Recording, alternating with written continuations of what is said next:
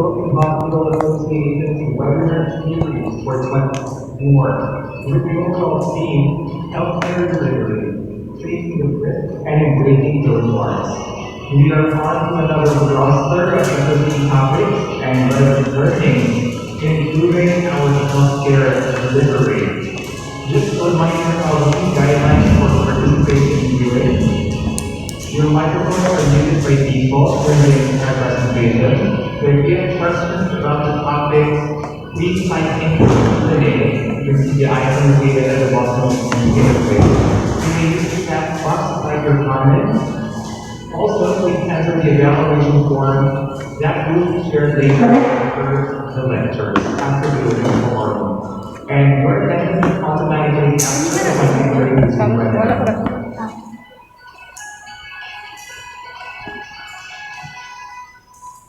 So let us begin the program by saying a prayer. This will be followed by the Philippine National Anthem and the PHA hymn. Almighty Father in heaven, we praise your holy name and sovereignty. Thank you, Lord, for your amazing power and grace as you bless each one of us gathered in this event with the gift of life.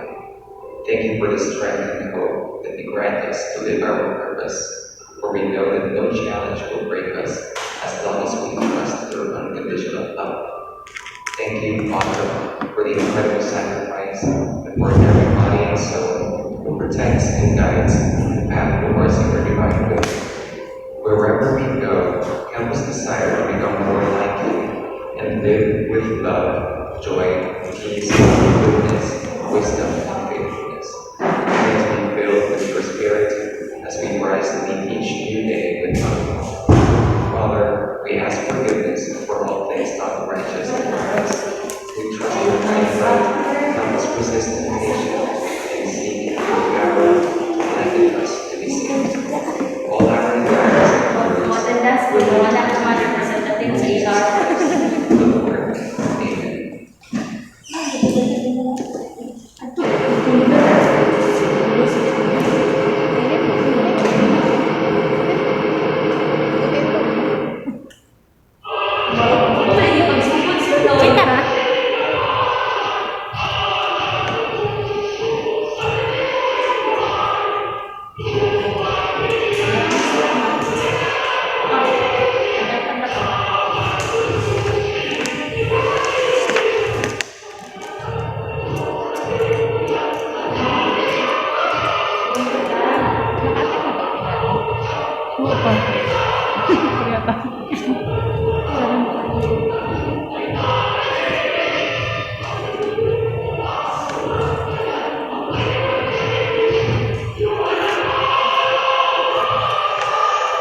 Amen.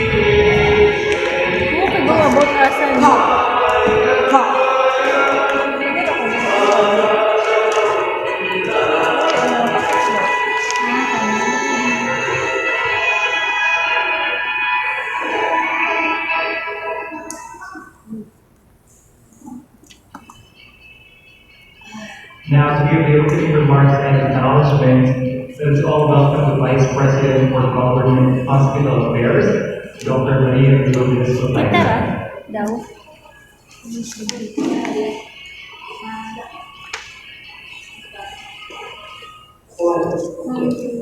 warm and pleasant afternoon to everyone. You are the intense heat, when the temperature soared 47, 48 degrees in some places. Let's remember to stay hydrated and seek shade whenever possible. So thank God for this webinar. I trust that we are all comfortably settled in your rooms or offices, shielded from the scorching sun. It is my pleasure to welcome you to the second installment of our four-part webinar series for 2024. Allow me to acknowledge the presence of the PHA officers and board of directors, and invite President Dr. Joseph Jr., our Vice President for Private Hospital Affairs, Dr. Jaime Amora, Secretary Dr.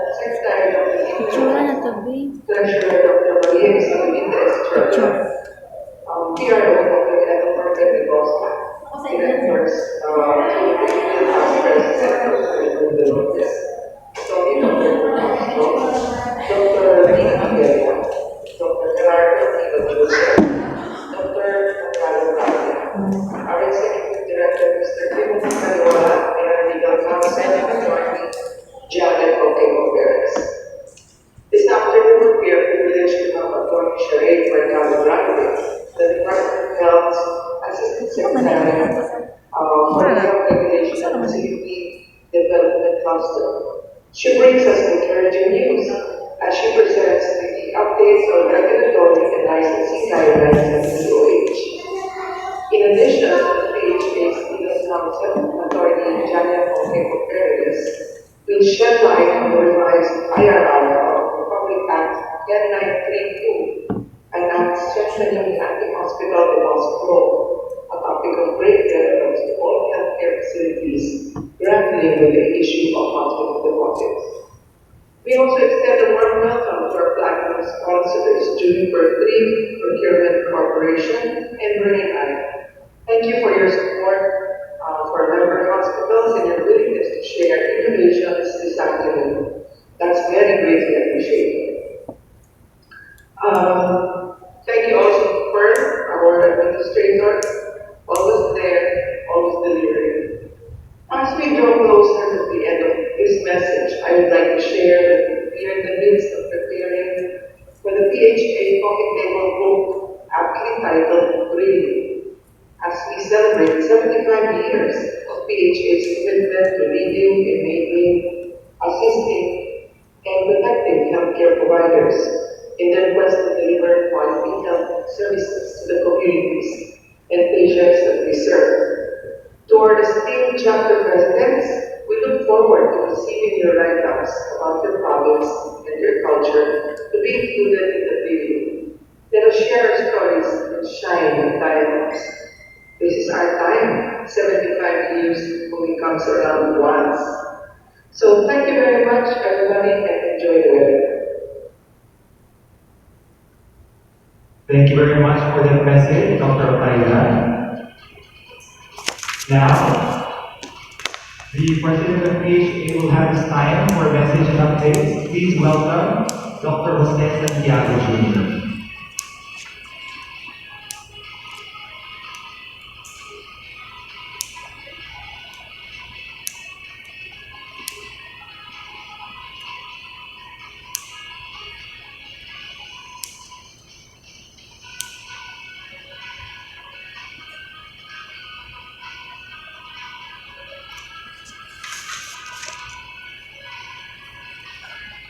Nagbuto ako na.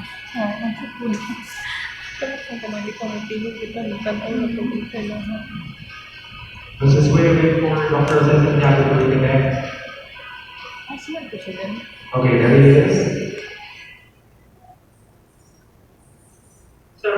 Para i-point sa inyo lahat, fellow healthcare professionals, thank you for joining us today. It's important series of PHA webinars entitled Care Delivery, Face the Risk, Face the World. PHA is your voice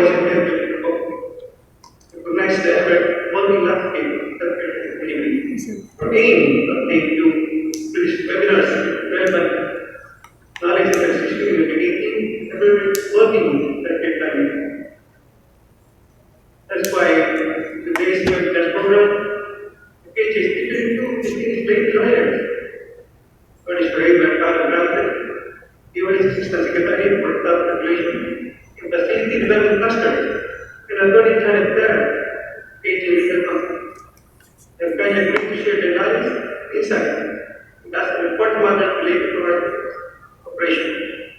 It will be properly introduced later by and let me thank you in advance, really.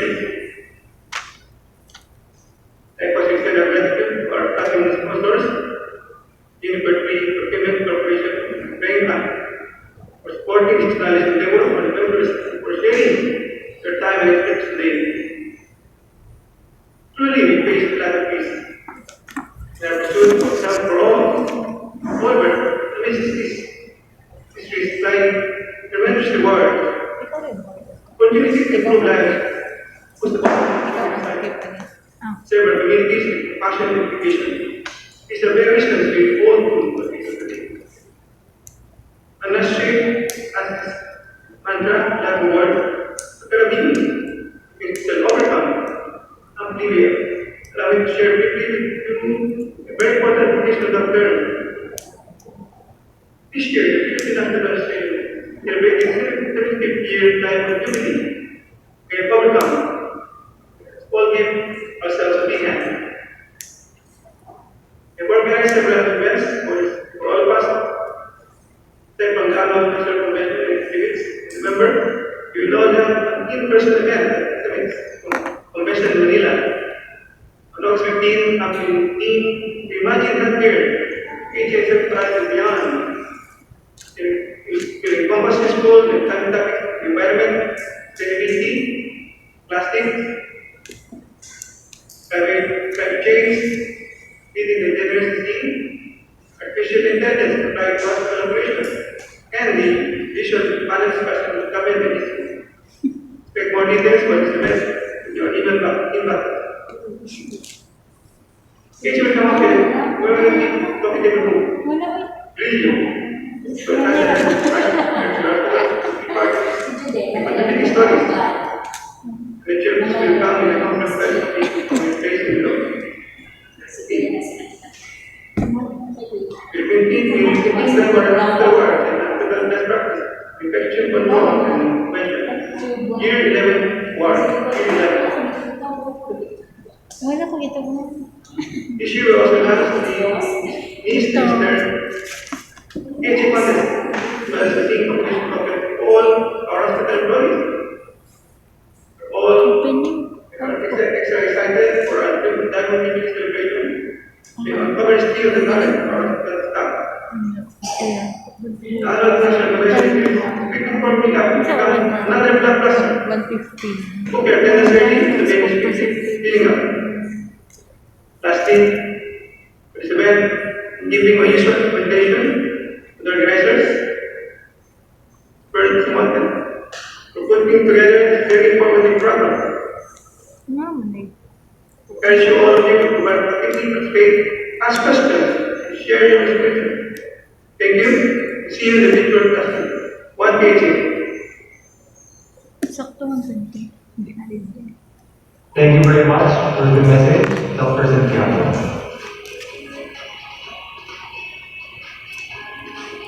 So let's now proceed to the first talk, which is brought to you by Juniper 3 Medical. Let me introduce their speaker. He is the VP for Marketing of Juniper 3 Procurement Corporation and President of Goshen Medical and Services Incorporated.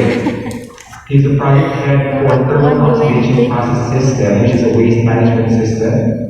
Former sales and marketing director, and former sales and training manager as well as the Philippines. So to talk about thermal oxidation process system, please welcome Mr. Ferdy Hebron. Kamu nila niya? Everybody. Ako anday mo yun. I'm Ferdy Hebron. I'm from Berkeley Medical. I handle the project ops for thermal oxidation processes and likewise the Vice President for Marketing. So allow me to just give you a brief background on the company. We are Juniper 3 Procurement Corp. And we take pride in saying that we were able to achieve all these awards due to our exemplary service, sales, after service, and also our quality products. And these were given not only by local award-winning bodies, but also international, so we thank our customers who patronized us. We started in 2011 in Mount one of those who sell and supplies equipment and pharmaceutical products. And, finding it out in a cutthroat competition. And luckily, in 2015, we were able to get a import license. And we were able to also get high quality medical equipment that was very made in the US, in Europe, and Southeast Asia. And now we can be called a one-stop shop because in any department or in Filipino hospital, from ER, OR, ICU, radiology, we have it and we can serve it. And what's very interesting is last 2022, we formed an exclusive distribution partnership with Ineco, Waste to Energy Pacific AU, an escalating firm for waste management system. And that actually brought us to their manufacturing plant in Bellingham. And the executive committee of Juniper went there. Unfortunately, I wasn't able to come due to visa problem, but they were able to see how solid data materials that were used and the kind of quality that can last up to 20 years. And to better know about thermal oxidation process system, this has been widely used in the US as an anti-pollution technique that starts with the primary chamber. As you can see here, it starts at the primary chamber by applying 1,600 degrees Fahrenheit heat to be able to first sanitize the waste and then significantly reduce it by about 97%. And the output is about 3% of carbon-free ash. So what we do with carbon-free ash, you can actually use it as a fertilizer or for brick making or additive to cement. And what happens there in the primary chamber is a gasification state, meaning solid turns to gas, and therefore that promotes synthetic gases which has toxic chemicals within it. Now what happens there is that because of the pressure it funnels the synthetic gases in the second chamber where oxidation happens. Simply there's a door here at the outside that gets atmospheric air infused with the synthetic gases that are predominantly with carbon and hydrogen in combust. Now, it generates 1,800 degrees Fahrenheit during the combustion stage. And is that good or bad? Well, it's good because studies have shown that the higher the temperature, the better, because it eradicates more of the toxic chemicals. And therefore, what is given out in this top, you can see in the screen, is a clean air. There is a little toxic gas there, it's very negligible. The link that here's the Clean Air Act and also the US Environment Protection Agency and also energy. So kaya po pwede po gawin yan waste to energy or the higher capacity machines. So to better appreciate and understand technology, please see this video.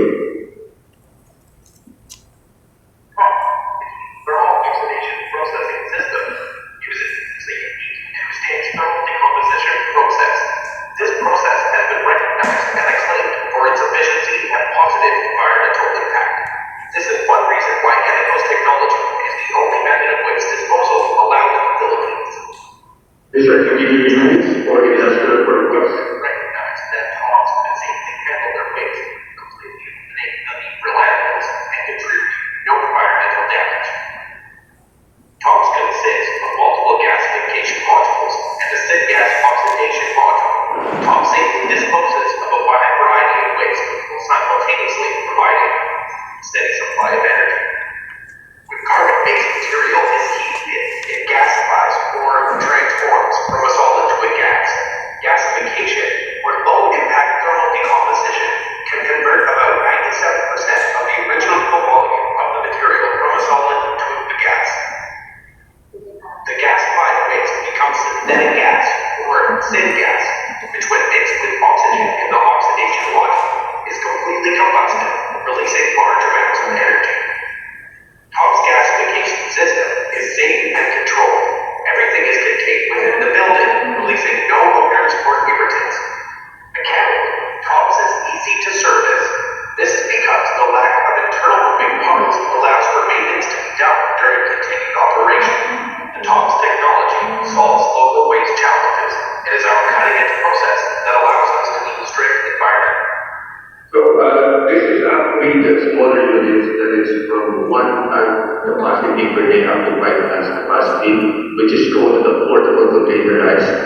It's in a 20-foot container that's very solid, and it's ISO certified. So the footprint is actually 80 square meters for the 20-footer, but the 1 ton is only 9 square meters because its house actually is only a 10-foot container. So what's inside are this primary chamber, which has the refractory lining that contains the heat inside, just like an oven. And this is where gasification happens. And when you run furnace of that gases here, it's that secondary chamber is where oxidation happens. So this is also solid steel with where the refractory lining as well. This is where fluid energy so it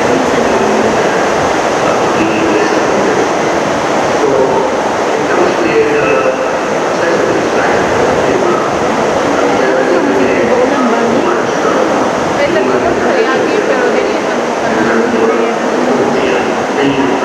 with accessories like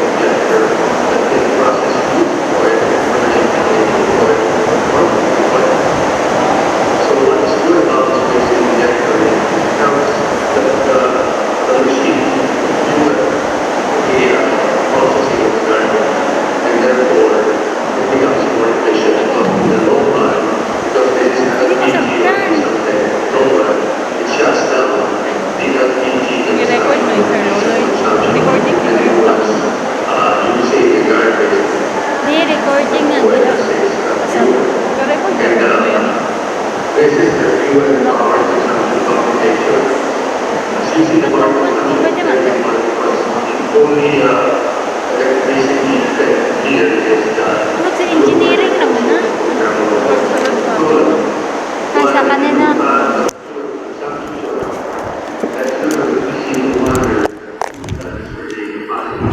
This were used here, the waste user is type 2, which are 50% moisture and 7% combustible.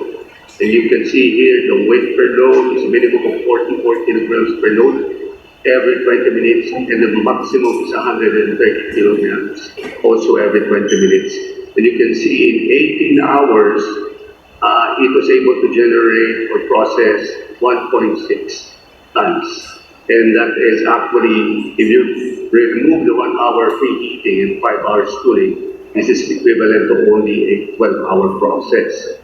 Now, if you will look at the total cost per kilogram, you can see here that it's only 7 pesos per kilogram or 289 pesos per load. And as the machine becomes bigger, it becomes more efficient at 5 pesos or 2 pesos difference in terms of the cost. The survey that was run on the tipping fees in the provincial areas are 40 pesos per kilo and 100 pesos per kilo in the far north.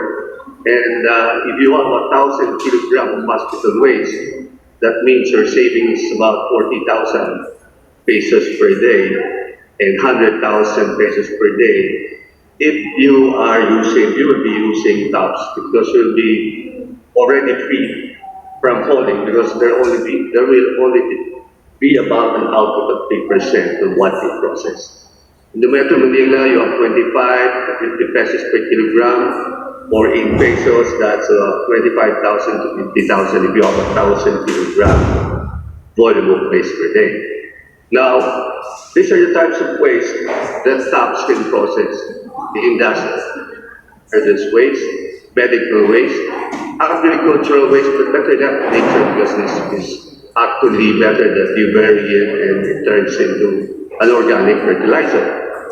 What is unacceptable because it has its own special handling is a radioactive waste. Now, to better boost your confidence, these were the first installation made by Eneco with the Canadian Defense Department in 1992. This is an 8-tonner per day, and if you look at the shape of tops that time in the 90s, it's squarish. And this is in the northern part of Canada. Now, the second installation was in 1996, a 36-tonner that was used in the base in Hawaii, and these are the big ones with the waste to energy. Other locations here in the Southeast Asia is in China with the waste oil and solvent system, in Malaysia with the scrubber for industrial purpose also, in Korea also, and also in the USA, the bigger machines. Now, our global clients who say out, of course, the United States are important because we started with military, and therefore we have the Army up to Navy, where they use the portable containerized on the ship, and the bigger ones inside the base. And likewise, city governments, space, petroleum, and construction industries. The reason why is because we customize all these accessories according to your need. Like, for example, you would need an acid processor, oil processor. We can customize it and add to the machine. So in the hospitals, the big ones like the Washington State University, which actually process 800 pounds per hour of pathological and 200 pounds per hour medical waste.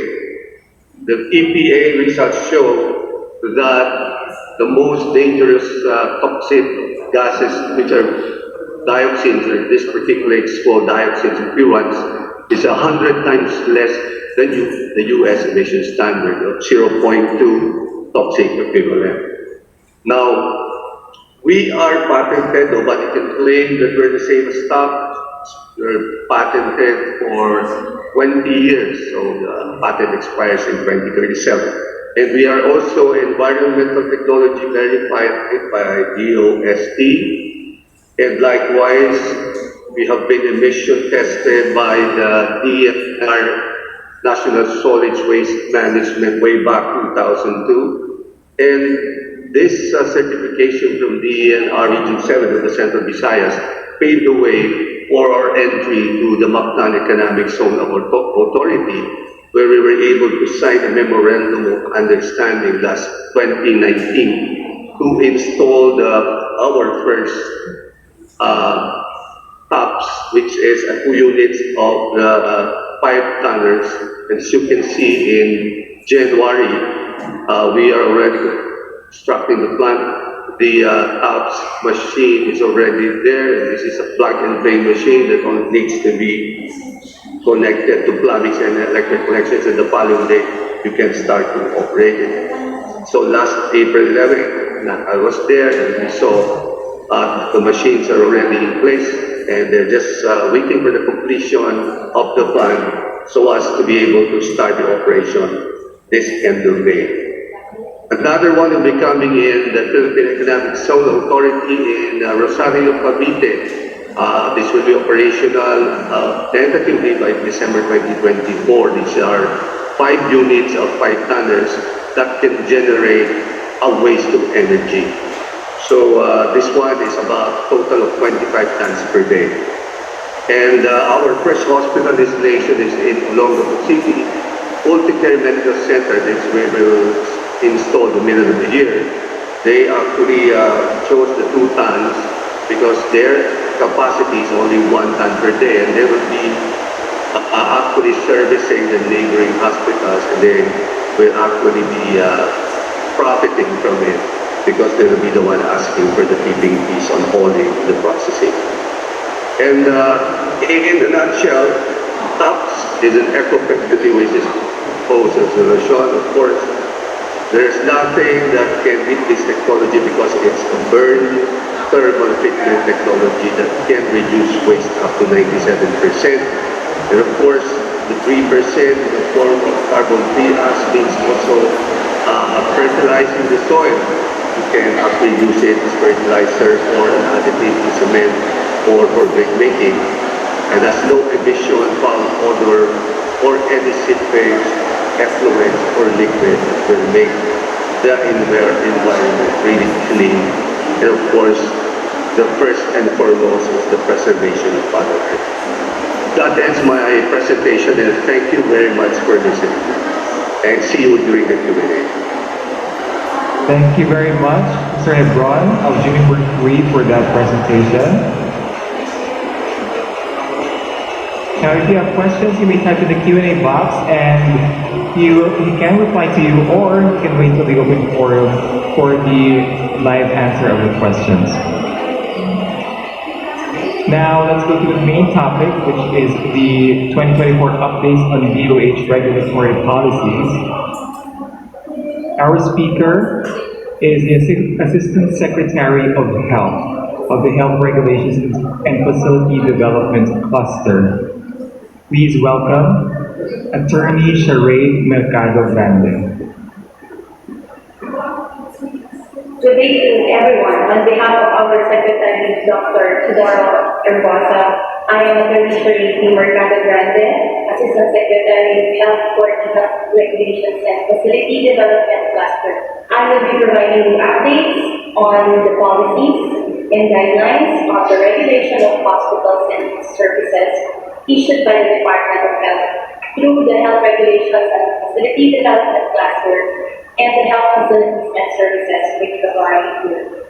What are the learning outcomes intended to be achieved in this presentation? The participant should be able to identify and explain the critical points on the recent DOH administrative issuances relevant to regulation of hospitals in the Philippine setting, namely the Administrative Order 2023-0013, known as the Revised Guidelines on the Establishment of General Hospitals in the Philippines, the Department Circular 2024-0109, the reiteration of the Department of Health administrative issuances governing the public access to price information of health services and goods in hospitals and health facilities. The Department Circular number 2024-0138, the iteration of Department Memorandum 2017-0061, which pertains to the official version of the patient guide and posting of the same to strategic areas of health facilities. And the DOH regulatory policies adopting humanistic leadership and collaborative governance of the 8-point action agenda sa Healthy Pilipinas, bawat buhay mahalaga, the medium-term strategy of the health sector for 2023 to 2028 of the department. Previously, all applications for the establishment of general hospitals shall be evaluated using the guidelines and criteria embodied in Administrative Order number 2006-004 and shall secure a certificate of need from their respective Center for Health Development. With the passage of the Ease of Doing Business and the Efficient Delivery of Government Services Act and the Universal Healthcare Act, there is a need to reduce regulatory burden and duplicative processes in the government transactions and expedite the establishment of health facilities to ensure access of all Filipinos in an array of health services made available for them. As such, the Department of Health has issued Administrative Order number 2023-0013, entitled Revised Guidelines on the Establishment of General Hospitals in the Philippines last July 19, 2023, and it took effect on August 12, 2023. The policy aims to provide new guidelines in the establishment of general hospitals in the country to improve access and availability of tertiary health services of all Filipinos, reducing regulatory burdens by removing the certificate of need requirement and adoption of the Philippine Health Facility Development Plan to ensure rational resource allocation of the government towards health infrastructure. In addition, the cluster also issued Department Circular number 2023-0400, the supplemental guidelines on the implementation of Administrative Order 2023-0013 to provide supplemental and clarificatory provisions to the AO and to ensure its proper harmonization and uniform implementation. To respond to the need for greater price transparency in health goods and services, and strengthen the implementation of the Universal Healthcare Act on the accessibility and availability of pertinent, relevant, and up-to-date information regarding the prices of health services being offered by hospitals and other health facilities to the public and patients. The Department of Health issued Department Circular 2024-0129, the regulation of the Department of Health administrative issuance governing the public access to price information of health services and goods in hospitals and health facilities last April 11, 2024. The policy aims to reiterate and ensure regular implementation of the administrative issuances issued by DOH and to enforce and provide the guidelines on the implementation of Section 28-16 of the Implementing Rules and Regulations of the Universal Healthcare Law. This is to ensure that the price list of all health services and goods being offered in the hospitals and other health facilities are accessible and available to the public, namely the Administrative Order 2021-0008, the guidelines in the public access to price information for all health services and goods in the health facilities. The Department Circular number 2021-0216, the addendum to the current assessment tool to monitor compliance with the AO. And the Department Circular 2021-0454, the utilization of the Department of Health Facility Price Advisory online system and mobile application. All health facilities are reminded to ensure continuous compliance with the provisions of these administrative issuances in ensuring healthcare services, price transparency of such information shall be made accessible and available to the public. Recently, the Department of Health reiterates the information dissemination of the Department of Health's patients' rights policies to respect and support every Filipino's rights to quality care. Their responsibilities in the care in hospitals and health facilities through the issuance of Department Circular 2024-0129, the reiteration of DOH issuance governing public access to price information and health services and goods in hospitals and health facilities last April 11, 2024. It is important to note that the Department of Health directed all hospitals and other health facilities to ensure the observance and adherence to the compliance of the licensing requirements for patients' rights and organizational ethics, where policies and procedures which identify and address patients' rights and responsibilities are documented and monitored. Health facilities shall also inform the patients, the clients, and their rights and responsibilities. Patients' rights visual materials shall be posted conspicuously in strategic areas of the health facility. With the appointment of Secretary Ted Enrosa last year as our new Secretary of Health, he directed the adoption of the 8-point action agenda sa Healthy Pilipinas, Bawat Buhay Mahalaga as the medium-term strategy for health sector for 2023 to 2028. Through the issuance of Administrative Order number 2023-0015 last September 13, 2023. This provides the overall policy direction for all health sector and the department. The administrative order defined the key strategic objectives under each action point agenda towards the attainment of better health outcomes, stronger health systems, and equitable access to all levels of care as a core sectoral goals. One key point of the said framework is the adoption of Department of Health humanistic leadership in the health sector, supported by management systems that enable good governance. With regulation and health facility development, a key pillar towards the attainment of these strategic objectives and health sectoral goals, it is imperative to adopt humanistic approach in regulation of health facilities and services to demonstrate genuine empathy, care, and support towards the stakeholders, while the regulatory officers perform its core function in health regulation, ensuring safety and health systems and societal development. The Health Facilities and Services Regulatory Bureau has issued several administrative issuances and regulatory policies in regulating health facilities and services that demonstrates and adopt the humanistic approach leadership. This is consistent with its mandate pursuant to the Hospital Licensure, Universal Healthcare Act, the Ease of Doing Business and efficient government service delivery, among others.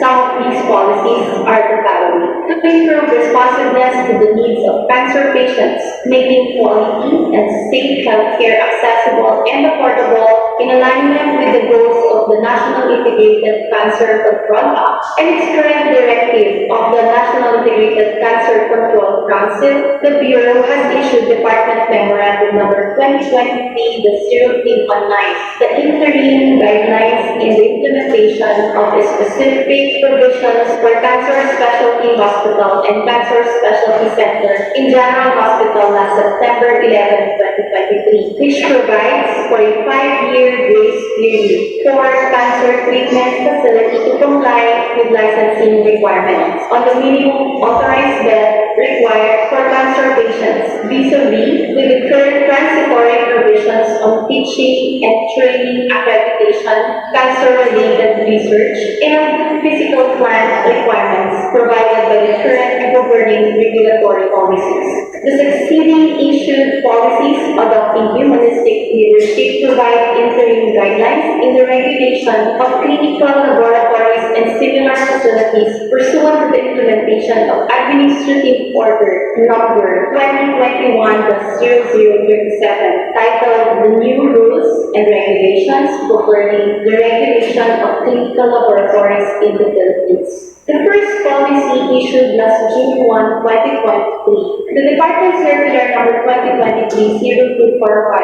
the extension of transitory provisions for compliance with existing DOH licensed clinical laboratories extends the grace period for existing clinical laboratories that are licensed to comply with the physical plant requirements for 3 years and 2 years for services capability and its corresponding equipment, including the personal requirements, is also extended until October 1, 2025. Concerning the problem on the availability of health, human resource, and limited number of trainings for some competencies being required in the regulation of health facilities. The policy directs the Center for Health Development not to order the suspension and or closure of health facilities due to the non-compliance with the manpower and training requirements, in order not to impede access of Filipinos to such health services while the Bureau is revisiting the licensing requirements. As we recognize the limitations of these short-term solutions provided by these regulatory policies in the adoption of humanistic leadership in the regulation of health facilities and services, the Bureau has started to pave the way in the development and institutionalization of regulatory reform, which will exemplify humanistic leadership through adoption of agile,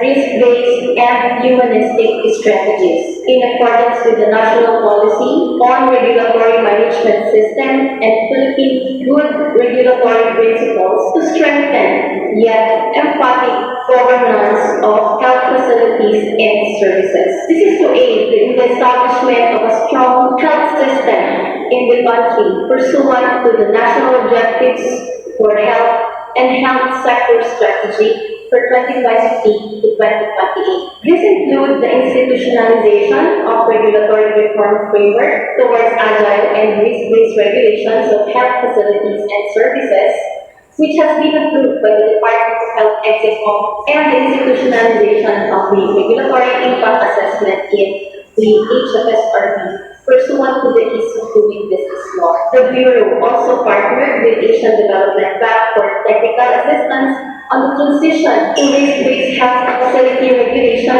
and climate smart health systems and awaits its soonest finalization. As update, we will be adopting the algorithm proposed by ADB on setting of licensing requirements for regulation of health facilities and services, piloting, updating the licensing requirement in the primary care facility, which is targeted to commence on the first quarter of this year. We also target to conduct the directive to review the regulatory policies on the licensure of the health facilities to seek appropriate strategies, alternatives, and licensing mechanisms for these perennial problems. And we look upon areas for improvement Amendment on the licensure and regulation of health facilities and services towards the attainment of the 8-point action agenda.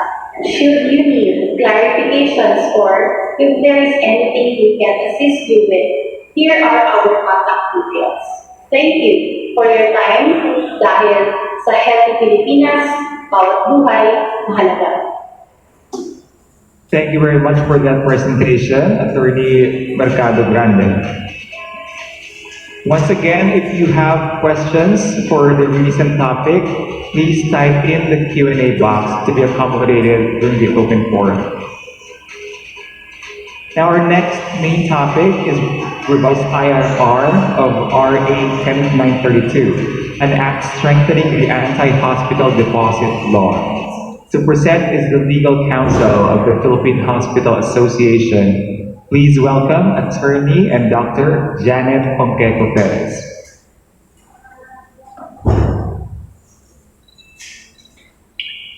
Good day, everyone. Thank you for joining us today for part 2 of the Philippine Hospital Association's virtual webinar series. Public Act 10932 is an act strengthening the anti-hospital deposit law. Last March, a public consultation was held at the PICC to gather input and feedback for the proposed revision to the implementing rules and regulations of this law. This consultation and stakeholder engagement is crucial to enhance the effectiveness and feasibility of these regulations. By aligning with legal requirements and ethical principles, healthcare providers can uphold professional standards and fulfill their duty to provide equitable and accessible care to all patients while maintaining financial viability. Changes or proposed revisions to the present IRR of RA 10932.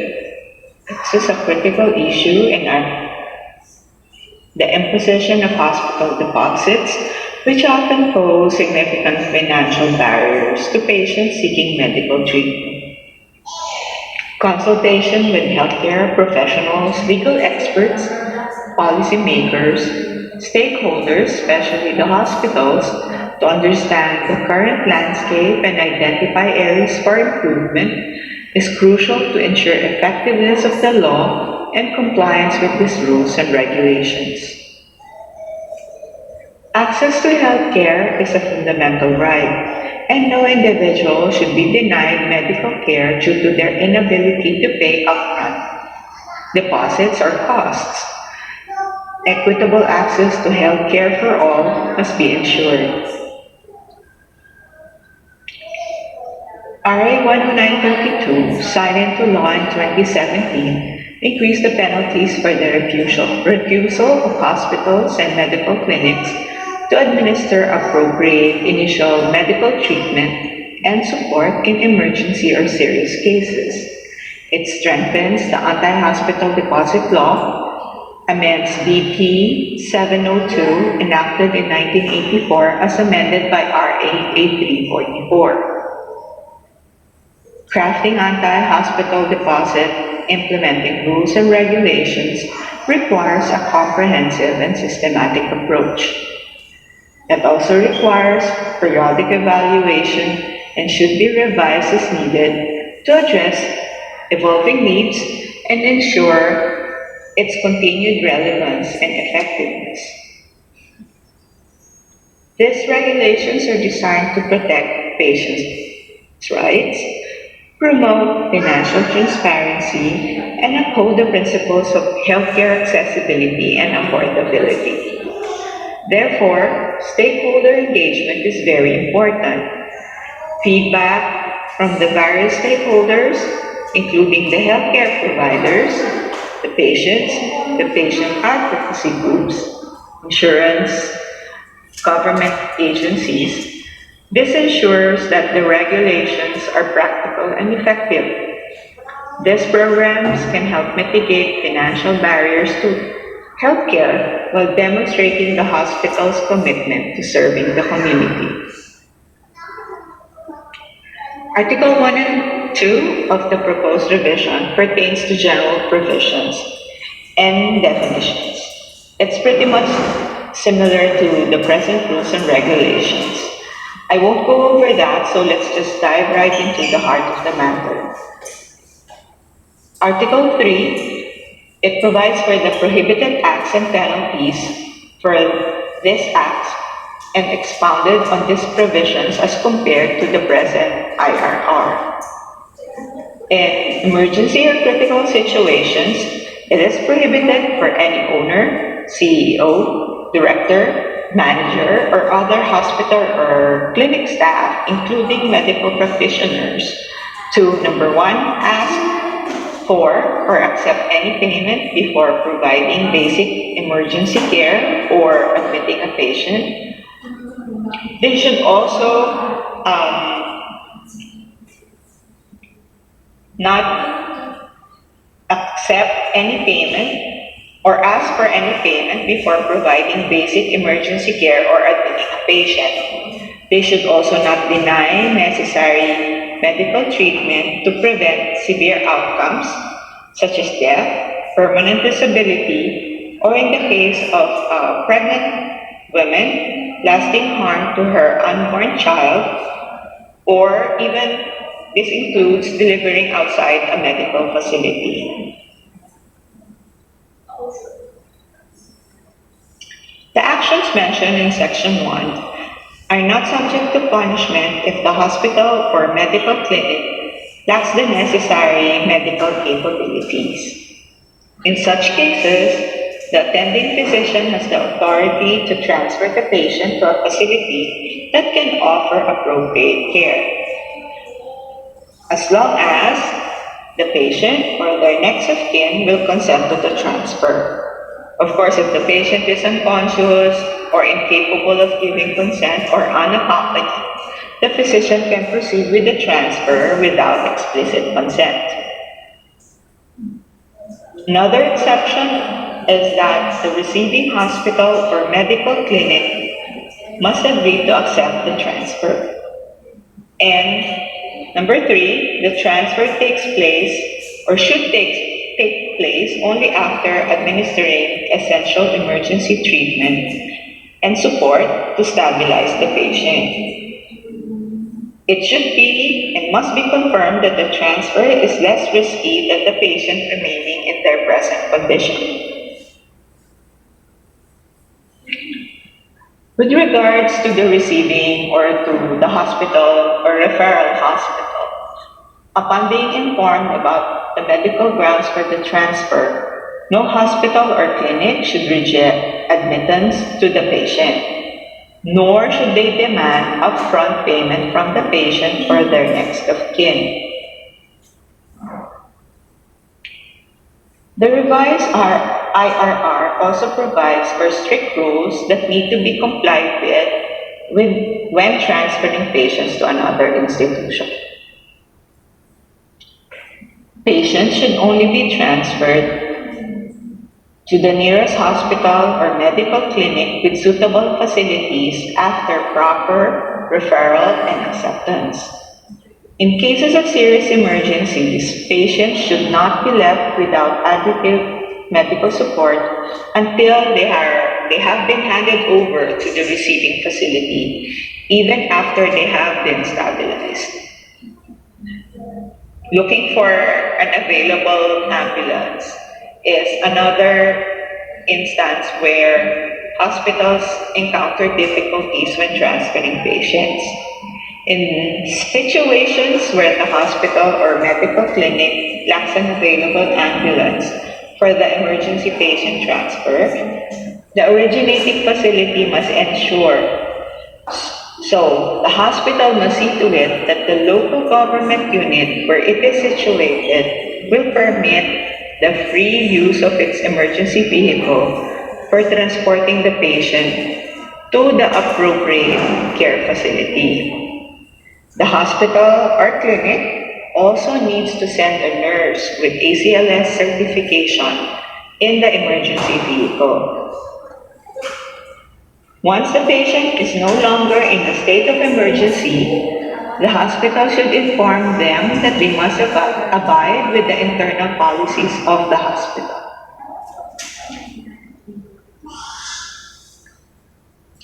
Always instruct medical personnel and other staff members that the transfer of patients is always the originating hospital or medical clinic's responsibility, and it should always be well coordinated and documented by that health facility. The originating hospital or medical clinic must verify that all documentation is complete. These documents should include the name of the attending physician, vital signs of the patient at the time of the transfer, the treatment given to the patient, the name of the receiving hospital, including the name of the contact person at the receiving hospital, the consent to the transfer signed by the patient or the companion. All hospitals that will refuse to accept the transfer of a patient shall be reported to the Department of Health and referred to the Health Facilities Oversight Board for appropriate action. This means government hospitals can be reported to if they refuse to accept referrals from private hospitals when they are of a higher level or classification than the originating hospital. Since one reason where transfer will be allowed is when capabilities or facilities of a hospital is inadequate, the IRR provides that the license to operate with a complete list of services, including level, must be posted in conspicuous areas. So patients will know if the hospital is really not capable or does not have the facilities to handle their patient. The relevant provisions and the IRR of RA 10932 and its penal provisions must also be posted in the hospital premises. This includes the entrance, the ER, the admitting section, the payment section. And copies of the HFOB complaint form must be readily available at the ER, the admitting section, and the billing center. Since the referring hospital must ensure that the ambulance is available from the LGU for free, the rules, this IRR provides that all hospitals shall enter into a memorandum of agreement or undertaking with their respective local government unit on the free use of its emergency vehicles. Also, consistent with the Universal Healthcare Act, all hospitals and medical clinics shall also enter into a referral agreement with healthcare provider networks and the apex hospitals in their jurisdiction. In the original IRR, penal provisions included imprisonment, fines, or both. So, any official medical practitioner or employee are liable for violation of the Anti-Hospital Deposit Act. Those responsible for the formulation and implementation of policies, instructions, orders, which are violative of this law, have higher penalties with longer jail time as well as bigger fines. However, for this proposed revision, clinics or hospitals found guilty of any violations shall incur only administrative penalties. This will range from 30,000 to 100,000 pesos based on whether it's the first offense up to the fifth offense. The fourth and fifth offenses, however, will already incur suspension and revocation respectively. The license of the hospital may be suspended or revoked aside from the fines. With this IRR, the HFOB's jurisdiction shall be limited to the administrative aspect of the complaint. Of course, civil and criminal aspects still remain with the appropriate court of law. In addition to the penalties previously mentioned, other penalties may be incurred, such as suspension of operation for a period of not less than 1 month but not exceeding 3 months if the patient suffered permanent disability, or in the case of a pregnant woman, permanent injury of her unborn child or non-institutional delivery. Suspension of operation for a period of not less than 3 months but not more than 6 months in cases where the patient suffered death, or in the case of a pregnant woman, loss of her unborn child. The license of the hospital may be revoked or of the clinic if the said health facility committed 3 repeated violations of the law or this IRR pursuant to an established policy of the hospital, which is upon the instruction of the management. The president, chairman, board of directors, or trustees and other officials of the health center shall be solidarily liable for damages that may be awarded by the courts to the patient.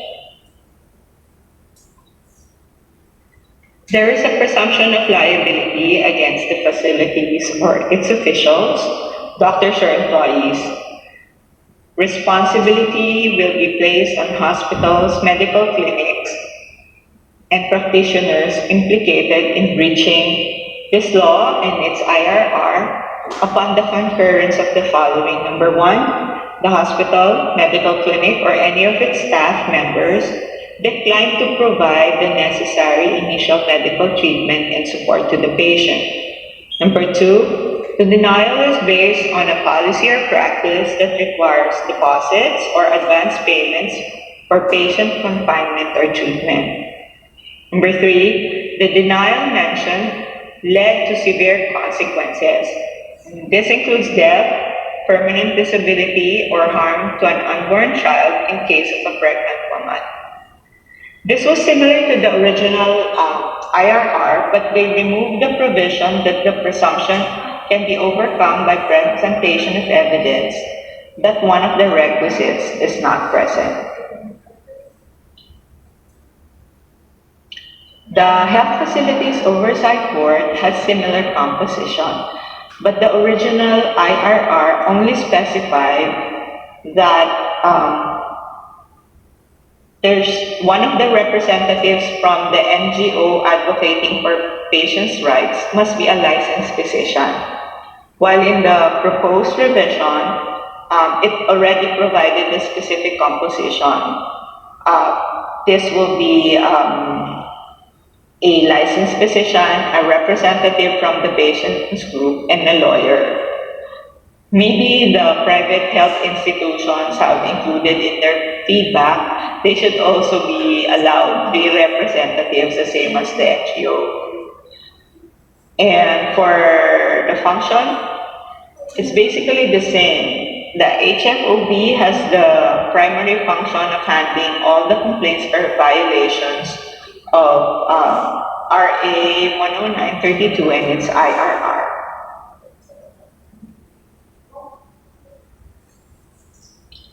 Article 5 is a new section providing for the rules of procedures, describing the general rules that parties must follow when filing complaints to the HFOB. Article 6 provides for the various partner agencies for reimbursement of the basic emergency care costs. The law provides 3 partner agencies from which hospitals may reimburse the costs of the medical care and transportation. The present IRR states that reimbursement shall be done by adopting the resuscitation or emergency and referral package of PhilHealth.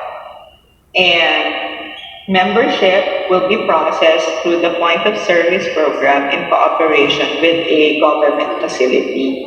While in this proposed revision, PhilHealth will cover the expenses for essential emergency care, including the transportation services provided by the hospitals or the clinics for indigent patients as outlined in PhilHealth's guidelines, rules, and regulations. However, these guidelines will only be issued after the approval of this IRR. The Philippine Charity Sweepstakes Office also shall provide medical assistance for the poor and marginalized groups as defined by the PCSO's relevant issuances, rules, and regulations. And lastly, for expenses that hospitals or medical clinics bear for providing essential emergency care to impoverished patients, these are the ones which PhilHealth will not reimburse or does not reimburse. This can be tax deductible. So the present IRR states that the expenses not covered by the PhilHealth and PCSO will be deductible from the hospital's gross sales receipts, with documentary requirements to be issued by the BIR. But for this proposed revision, the mechanics for the deduction will be contingent upon the guidelines set forth or yet to be set forth by the BIR. Actually, I'm unaware as to how many private hospitals who provided emergency care were able to get reimbursements from PhilHealth or assistance from PCSO or a deduction from their gross taxes, since the present IRR has been in place since 2018.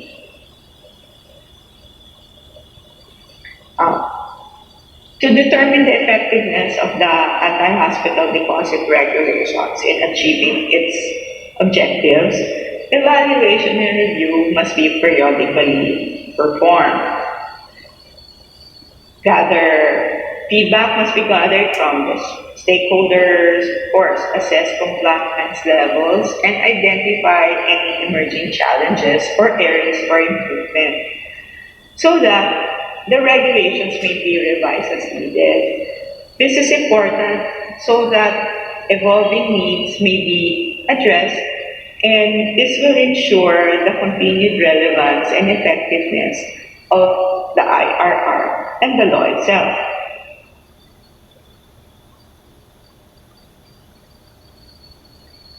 We are hopeful that the DOH will continue to include various stakeholders, especially the private institutions, in the revision and finalization of this proposed IRR. Please consider the inputs and incorporate the feedback received during the public consultation process into the final version of this proposed revision. Ultimately, ensure that the regulations will be clear, enforceable, and addresses the concerns raised by the stakeholders. We should all be familiar with these regulations and support their correct implementation. But, of course, we must be vigilant against abuses leading to unjust persecution and unfair perception of legitimate hospital owners adhering to fair business practices.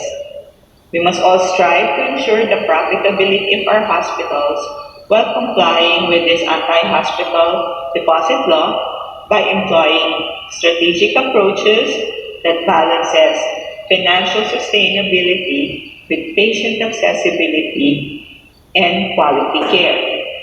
Together, we can create a healthcare system that is fair, accessible, and inclusive for all. Thank you. Thank you very much for the presentation, Attorney Janice Perez. So once again, keep your questions coming. Just type in the Q&A box to be accommodated during the open forum. And now we have another presentation brought by one of our collaborators for this webinar. Now we're supposed to have two speakers, but one of them cannot make it today. So let me introduce Professor Owen White, who is the Chief Medical Officer of Brain Eye, the Chief Investigator at Monash Ocular Motor Research Laboratory. He's also a clinical neurologist specializing in neuro-ophthalmology. To talk about Brain Eye, a validated smartphone technology, please welcome Professor Owen White.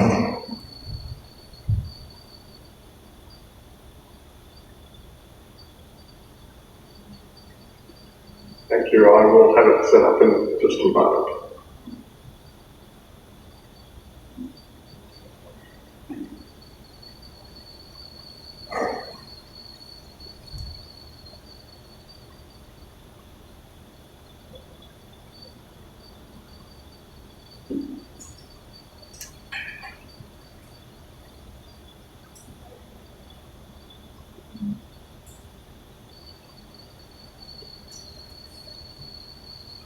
I hope that everybody can see the slides. Firstly, I would like to thank you for the opportunity to present to the Philippines Hospital Association today, and hopefully we can provide you with some helpful information for the Filipino medical system. Firstly, Brain Eye is a company made up of many individuals, all of whom have contributed to our global aim to ensure that we can more readily detect neurological dysfunction and make that technology widely available. I was introduced as Owen White, but even though Associate Professor Joanne Fielding is not here, it is important to acknowledge that we have collaborated for 20 years, and much of the work that is presented today is based on some of that research, and that Joanne has been absolutely essential at every level, and the work would not have proceeded without her. She is a research neuropsychologist and neurophysiologist who has worked in cognitive processing in the visual and oculomotor research line that is particularly germane to the aims and goals of Brain Eye. Now, firstly, the need. Why do we need this? Well, the reality is that approximately 12 to 15% of all presentations to a doctor in the Western world are neuropsychiatric. The facilities are not quite as readily available in the developing world, and they are the demand is only going to increase over the next 10 to 20 years. Unfortunately, despite the fact that 15% of all presentations are neuropsychiatric, in our training programs in medicine and in postgraduate training programs, no more than 2 to 3% of time is spent on the neurosciences. This obviously needs to be needs to be attended to in order to provide people with capacity to cope with the influx of work. Now, the first point of concern to the community and the patient is obviously the awareness of being unwell. Many neurological diseases present with virtually subconscious problems, what seem to be social difficulties or difficulty coping or difficulties with interaction. However, neurological disorders are a leading cause of disability in the world today, and the second leading cause of death. Over 2.6 billion people in this world will have a neurological disorder at some point in time. Now, 75% of neurodegenerative disorders, which are becoming more evident now that the average lifespan is increasing, go unidentified. The gold standard evaluation depends on the patient becoming aware in some way, shape or form that they have a problem and that it might be neurological. Now, subsequently, they need to present to a primary health care provider, a general practitioner or a hospital emergency department, or in the case of sporting activities, a doctor. Unfortunately, the gold standard neurological examination was devised by Charcot in 1873 and is extremely subjective and difficult to reproduce reliably over time. It is also limited in its scope of assessment as it assesses probably less than 10% of cerebral networks, or in other words, 10% of the brain. It can look at blindness, it can look at paralysis, it can look at complete loss of sensory function, but it does not assess what is the main work of the brain, which is to assess information, process it, produce a response, and then generate that response. Specialist care facilities, both clinical and technical, are scarce and expensive. If we look at the Western world, the availability of neurologists, neurosurgeons, and psychiatrists may have a ratio of 30,000 on average. In Southeast Asia, that ratio varies between 1 to 100,000 and 1 to 600,000. So there's a variable availability of sophisticated investigational and therapeutic capacities. Now, neurological disease characteristically may present at various stages, and some diseases, particularly inflammatory diseases, will present earlier in life. Epilepsy will present at almost any stage in life, but usually early in life, particularly severe epilepsy. There are, however, subclinical forms of epilepsy that may not be recognized for years. Degenerative diseases, including vascular disease, Parkinson's disease, Alzheimer's, dementia, etc., have a tendency to present later in life, but they are present in embryonic form for anything up to 20 years before they become clinically expressed. Clearly, making an early diagnosis would be of great value. The reality is that early disease is easy to treat but harder to diagnose, and late disease is easier to diagnose but harder to treat. And then the question comes, why do we look at the eyes? And that's because the visual and oculomotor system occupy approximately 53% of all neurons within the central nervous system. The networks, as per this cartoon, which is actually from a paper of which Joanne was the first author, are distributed widely throughout the central nervous system, involving the cortex, the deep nuclei of the brain, the retina, the occipital lobe, the brainstem, and obviously the pathways from the eyes. Using this as a measure of neurological function is dependent on the fact that we have essentially a stereotyped response to a particular stimulus, and that varies depending on the stimulus and depending on the instructions to the brain. Even simple things like I'm hungry, I'm scared, I'm worried about my environment will change the nature of the response. Damage at any point within the brain will produce a measurable eye movement abnormality. Although it's 50% of neurons and networks, because of its wide distribution, abnormalities are sensitive to pathology in approximately 80% of the brain. The measurement of eye movements allows measurement of function across almost all the areas of the brain. It's including the lower order motor functions and higher order decision-making and monitoring functions. Now, this is just a brief summary of some of the papers that have been put out, including some by Joanne and myself. But there are literally, we have more than 125 published papers in the past 20 years, but there are thousands of papers that have looked at abnormalities in various forms of neurological and psychiatric disease. So our solution to the problem of how do you make an early diagnosis and introduce treatment early is to look at the system. And it's dependent on what is essentially breakthrough technology in the use of smartphones and their cameras. The technology itself is actually based on AI algorithms that analyze ocular biomarker data points in real time. This has been in development for more than 8 years, and the test itself takes less than 60 seconds.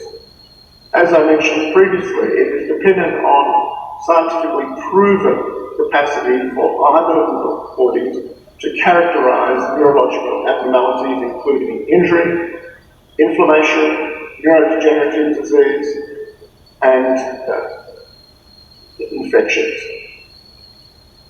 The technology itself is relatively agnostic to the nature of the smartphone and certainly functions well on the Android and the iOS systems.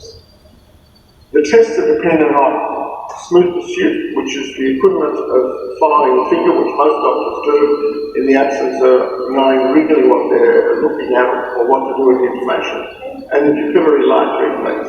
The technology takes the interpretation away from the examiner and makes it easy for them. Data is encrypted and is owned by the user. It cannot be broken into. It becomes, therefore, a tool to detect neurological abnormality and also, over time, a sort of passport of brain health over a lifetime. It should be emphasised that it is a screening tool and it does not replace clinical diagnosis, but requires that somebody attend a clinical practitioner for appropriate evaluation and investigation. Now, advantages to including this in your armamentarium include accessibility. Patients can screen for neurological abnormality at any time. So if there's been an acute event, such as a head injury, or they just feel that they're generally fine, if they are recording regularly over time, they will either see an acute abnormality or more simply a decline over time with degenerative disorders. Is it 100% sensitive to everything? That's yet to be validated, but certainly there are preliminary signs that it will be useful in terms of adding to what doctors could currently do. It allows for early detection for the community because it's widely available. It will identify early signs of neurological disease in many patients at any age group. It's ideal to start as young as possible so that one can pick up degenerative disease. It also enables tracking and reporting so that any doctor can get AI-based tracking and interpretation of data to highlight patient progress over time. Now, science and clinical validation. Let's discuss the two tests that we had. Smooth pursuit abnormalities have been investigated in a large number of neurological populations, going back to the early 60s when eye movements were monitored by electrodes placed lateral to the eye, and obviously were problematic. The technology has improved quite dramatically, and smooth pursuit, because it's a relatively slow or low frequency movement, can easily be recorded by the cameras in the current smartphones. There is thousands of papers that show that neuropathology consistent with disease types of various sorts affects smooth pursuit. Multiple sclerosis, we've published, I think, 40 papers in this area that look at reduced smooth pursuit and other abnormality. Parkinson's disease I published in 1983 about abnormalities in eye movements. Multisystem atrophy was also reported as producing abnormalities of smooth pursuit and eye movements around about the late 70s, early 80s. Alzheimer's disease, there have been numerous papers in the last 20 plus years to show abnormalities of eye movements.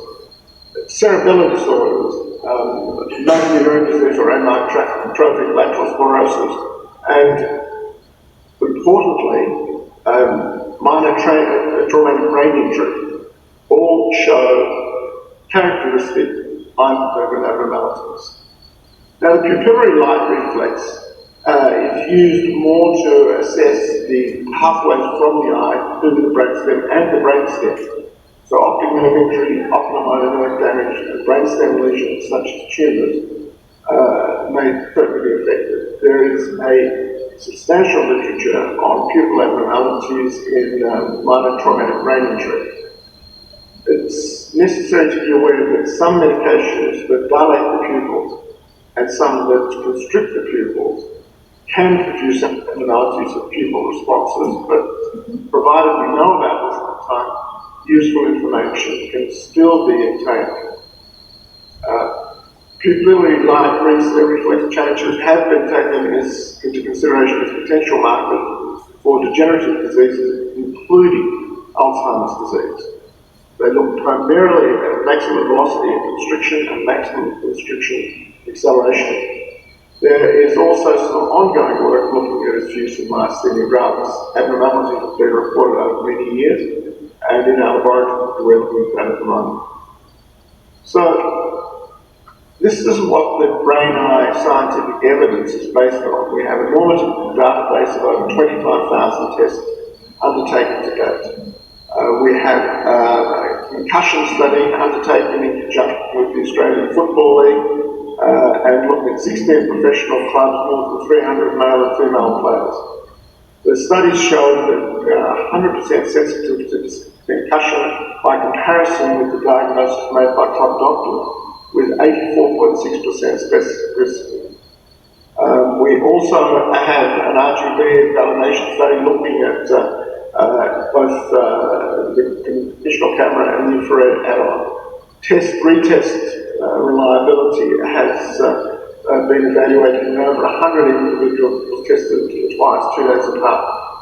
We are reliable. We have correlation between 0.7 and 0.9. Compared with the current clinical gold standard evaluation, which is as low as 0.3. We've looked at the possibility that post-exertional fatigue can interfere with the results. The answer is there's no significant effect of exercise on the score. So there are a large number of registered clinical trials commenced this year that will be ongoing. At this stage, however, we have significant evidence that the brain-eye app can be used to monitor brain health over a period of time and also to detect changes in acute brain injury. Thank you very much.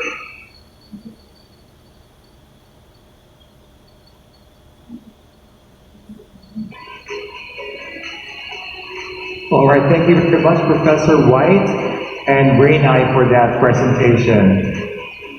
So keep the questions coming. We are now heading to the open forum. Now, in lieu of A-Sec Charade Mercado Grande, we have Dr. Maria Rosa Abad to represent the DOH.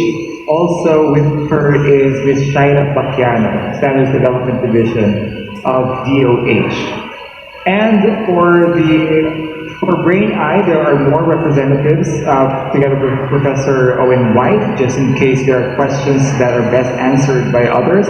So we also have Marcus Schweizer, Matt Burgess, and Richard Nash from Brain-Eye.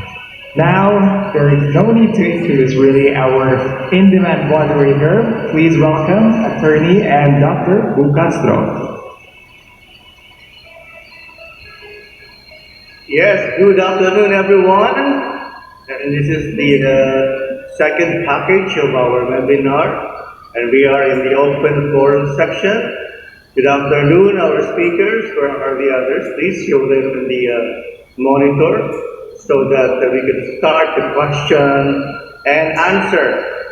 And the first question goes to Attorney Janet Perez, MD. She's also a lawyer. If she is here, she's an ophthalmologist. And it's nice that she could ask questions from Professor White.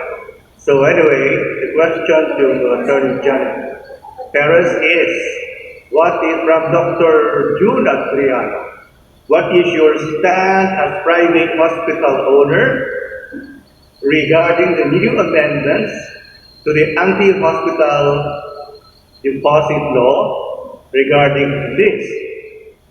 The new amendments put more pressures to private hospitals regarding financial sustainability.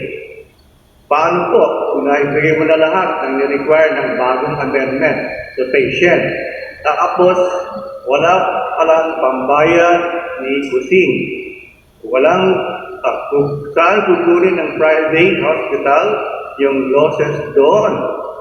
Pwede kaya magbigay ang DOH ng sinking fund advance to private hospitals para doon kukunin yung losses? So, that's the question. Attorney Janet Perez, are you here by chance? I think she got disconnected, sir. Maybe you can accommodate questions for others. Okay. And I think this is a continuation of the question. What if the patient refused to be transferred at the designated Apex hospital within the province and decided to transfer outside the province, but the originating hospital is not capable of to travel due to limitation of resources?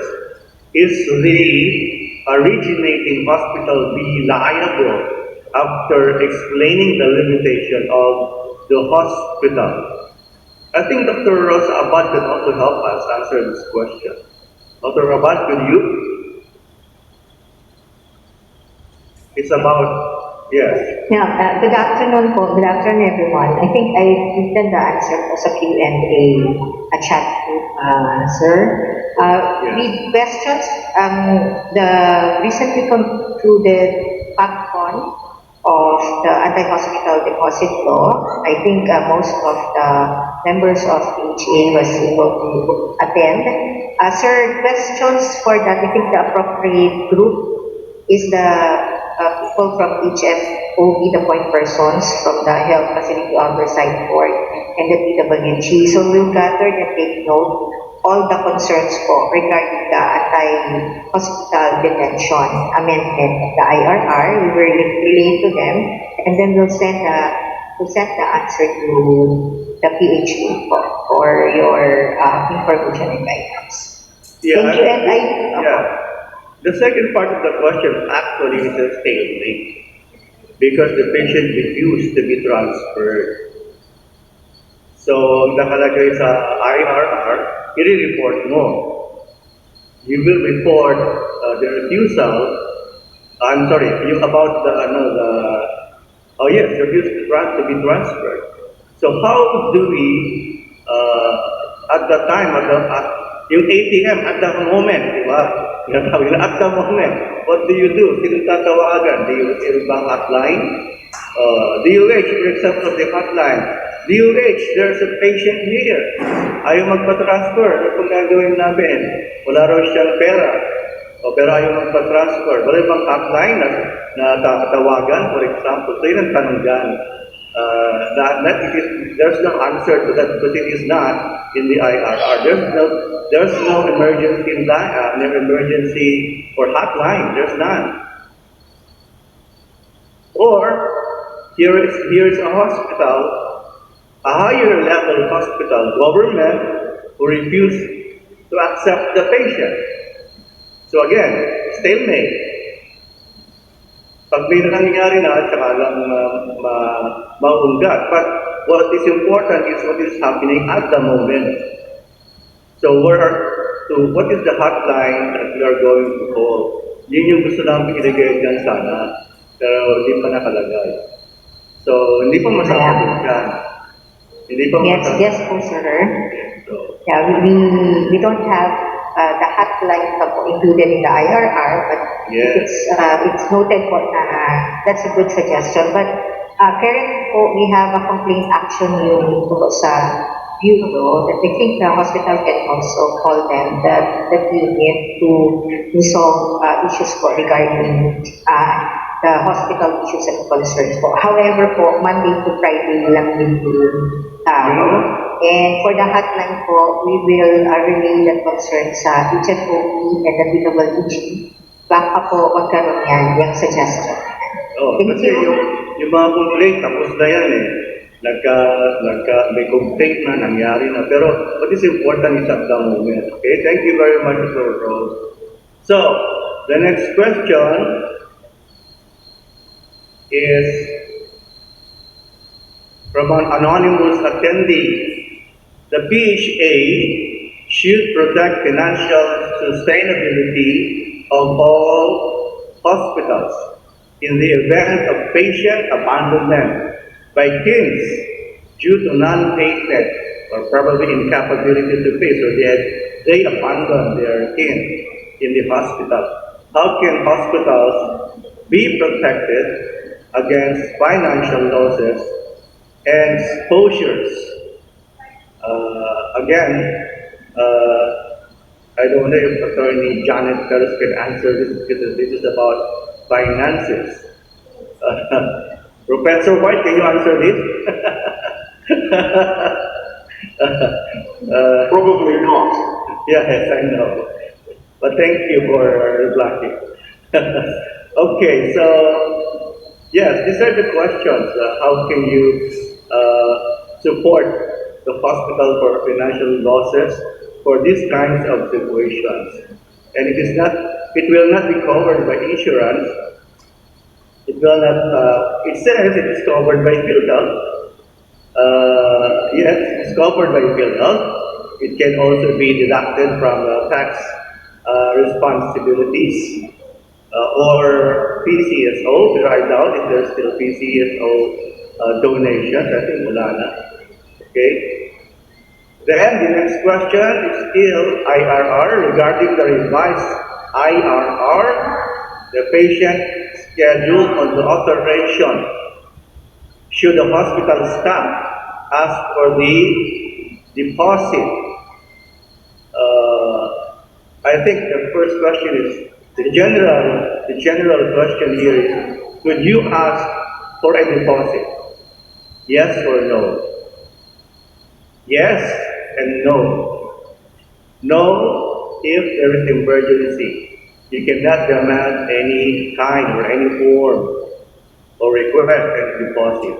But after you have given the emergency procedures, you have administered all the emergency treatment, and the patient becomes stable, then that's the time.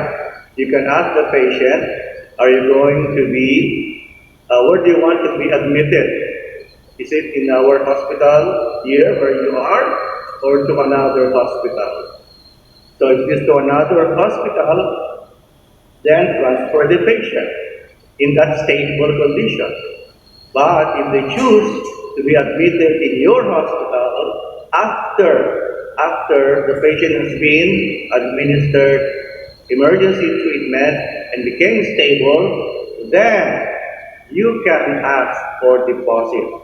You can quote me on that. Attorney Janet should be answering this, but she's not around. Okay.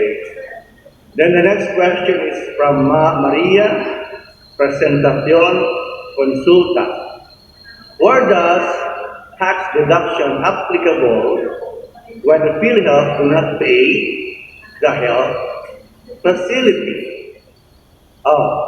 I think there's another pathway for the BIR. The problem is until now, there is no guidelines. There's no meeting as of now between the hospitals, the BIR, and the PhilHealth. I think this is one very important topic that we discussed with the PhilHealth and the BIR. We will ask for the guidelines. Okay? And then from Lorna Leandro, just for clarification, Attorney Janet, regarding the IRR or anti-hospital deposit, what if the admission is elective only? Oh, I've answered this already. Still no required deposit. You can require a deposit. You can ask if it is not emergency. Okay? And the second question is, how about admitting a patient for elective surgery? Yes, elective, yes, you can require. Or you can ask, or you can demand. You can pray. Okay, then the next question for anonymous attendee. Posting the no deposit at the conspicuous area might bring misrepresentation to the patients. Paano if nabigay ng services walang pambayad? Well, again, basta hindi emergency, then you can ask for deposit. But emergency, you cannot ask. So pag emergency, hindi naman nila titignan yung listahan nakalagay doon. So, and the list does not, you don't place the exact amount, it's the ranges of services. Okay? Then from Dr. John Maliga, may instance po na sinabihan ang patient o relative about sa possible na magagastos ng bayarin. Sasabihin po kaya, pero ang pagbayaran na wala na po sila. Ano po ang possible na magandang gawin?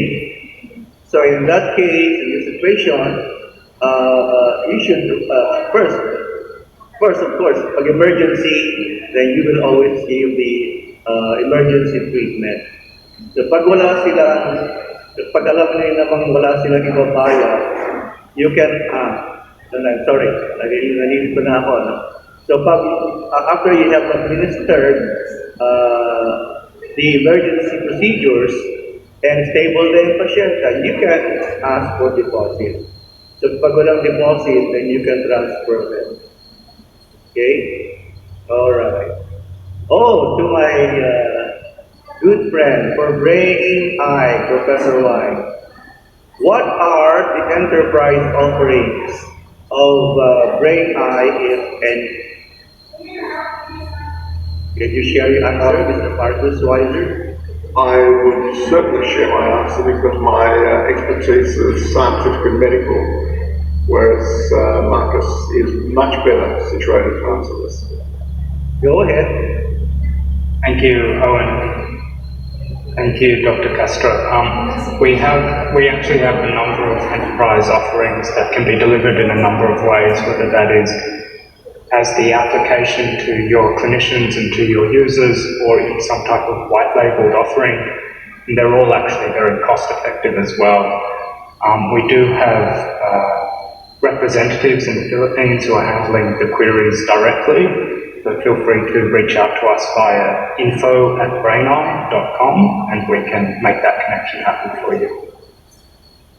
All right. By the way, are these Brain Eye findings validated by MRI or CT scan or PET scan? Perhaps I can answer that. The eye movement abnormalities that have been reported in various diseases with various forms of equipment have been validated not only against the gold standard methods of making diagnosis of disease, but also against many of the research methods, such as functional MRI, some of the newer changes, and some of the newer developments, and recent PET scans. So the answer is that they are valid, and to date, certainly in multiple sclerosis and vascular disease, have been shown to be substantially more sensitive to detecting change over time than the current clinical and substantially more expensive methodologies.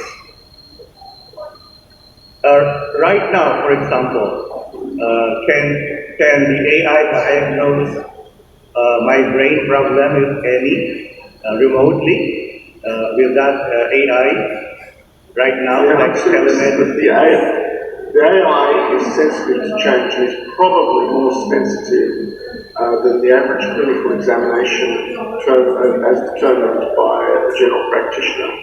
But having determined abnormality, it is absolutely necessary to see a practitioner and have the appropriate investigation and assessments to try and define the nature of the disease. The Brain Eye app itself is sensitive to change rather than specific diagnosis. Other more research-orientated tests at this stage show promise for making a diagnosis as well. The Brain Eye certainly alerts you to the fact that you need to investigate further. Okay. Because so I know that neurology practice is localizing, lateralizing, right? So it could be really algorithmized. All right. So there's no doubt that there'll be further developments in analysis over time. But this is an application that has reached a level of sophistication that it really needs to be released and available now to improve the level of healthcare delivery to the broad masses, quite honestly, but also to relieve people at lower levels of medical assessment from the responsibility of knowing that they have to refer on. It's ready now to do that. There will be further developments over the next decades. Yeah, especially the Filipino patients. They may be more interested about their sexual dysfunction. Sorry. We don't measure that. All right, yes, I know. Okay, anonymous attendee. Paano po kapag nagreklamo ang patient relative sa DOH na hindi sila pinapalabas ng hospital dahil hindi sila makapagbayad ng hospital bill? Indigent po sila pero ginusto nila sa private room pagpa-admit at sa hospital at sumagot naman sila blah blah blah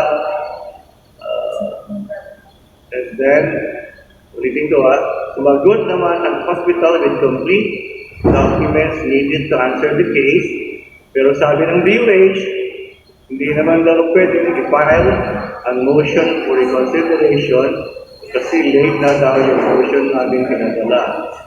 Pero na-deliberate po nila almost 1 year, pero we're not given the chance to explain and file a motion for reconsideration. Late na daw 15 days na pinigay nila. I'm quite confused because this is not anti-hospital deposit law. This is about anti-illegal detention law. I don't know if there is an oversight committee about anti-illegal detention law. Ang pinag-usapan natin dito yung oversight committee ng anti-hospital deposit law. Dr. Abad, can you share some thoughts about this? For the case po, sir, it's very difficult on our part to comment because we are not aware of the case. There's a unit that handles like the cases for and process like completed action. Yeah. And I think illegal detention. Kung meron if they think na they need to verify or update it, they can always write sa office po kay Director for clarification and then the proper unit will answer. We apologize because it's very difficult to comment on cases that today. I hope you understand. Thank you. Yeah, I know you have the jurisdiction over this kasi anti-illegal detention law ito eh. Ang sa inyo, talagang nilalaga sa inyo yung anti-hospital deposit law. Unless it is a DOH hospital, pero hindi naman gagawin ang DOH hospital law. Yes. The question is, does the anti-deposit law cover sonologies requiring cash payment for stoppage of emergency cases for admitted patients?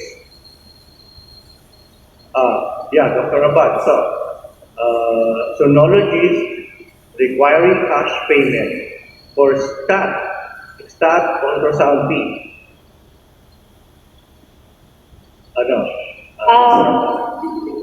If nag-define po ang emergency and emergency, what is an emergency?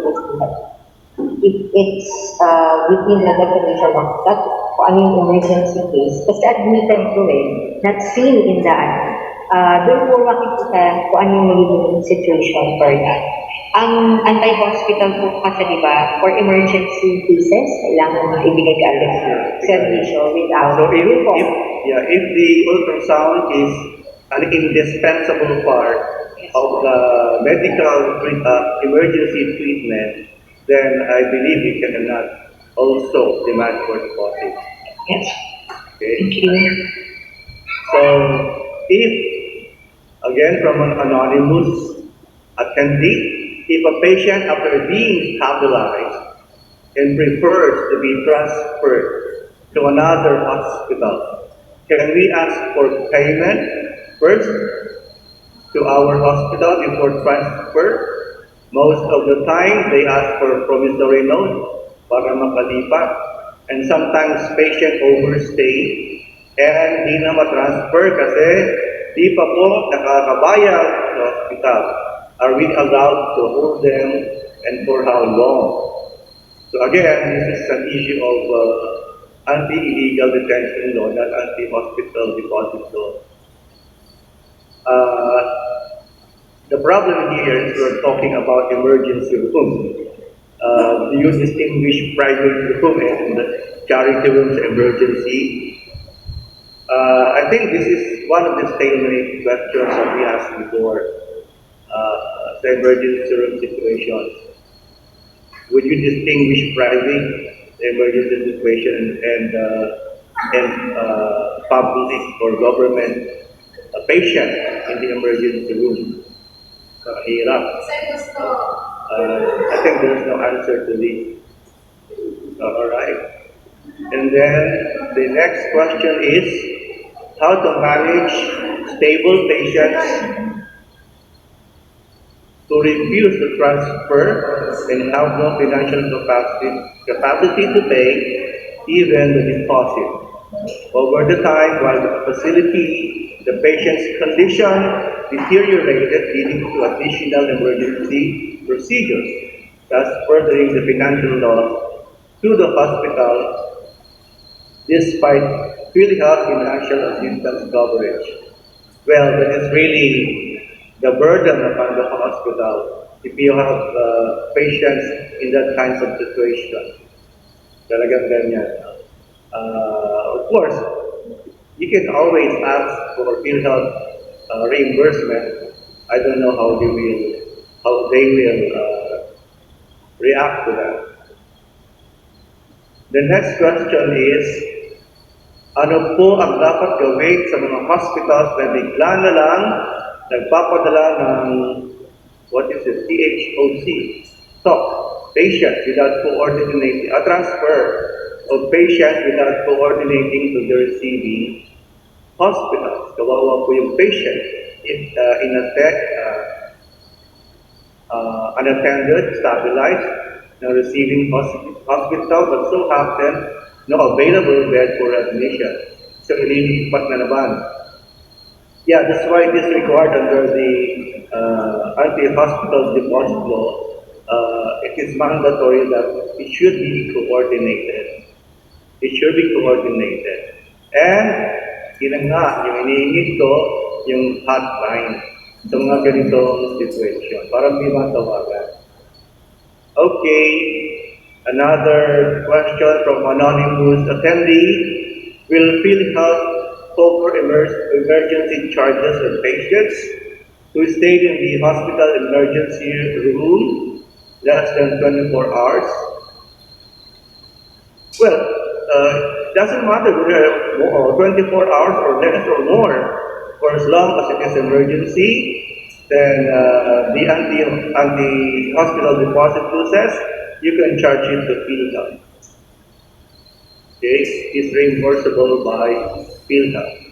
I don't know the guidelines here, but it is reimbursable. All right, the next question is from Annalisa Tabunya. PHA and DOH are partners in healthcare delivery. Where in the IRR that depicts the two are really partners.